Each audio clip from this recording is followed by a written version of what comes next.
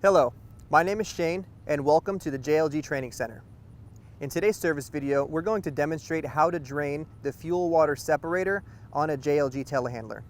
This procedure should be performed daily based on the operating conditions of your machine. Let's get started. To begin with a proper shutdown procedure, first let the engine idle for 3 to 5 minutes before shutting it off. Ensure the park brake is set, shut off the machine, and remove the key. If your machine is equipped with an ECM or engine control module, after you shut the machine off, you will need to let the machine rest for at least 100 seconds before disconnecting battery power. To drain the water from the fuel-water separator, use your hand to open the drain valve. Turn the valve counterclockwise approximately 3.5 turns until the valve drops down and draining occurs. Drain the filter sump until clear fuel is visible, or red dye if there's red dye fuel in the tank.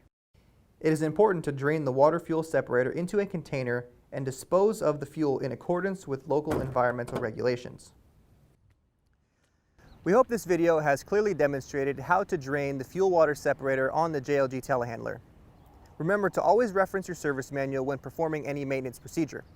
If you need any further assistance, please don't hesitate to call us at 1-877-JLG-LIFT or visit us online at jlg.com.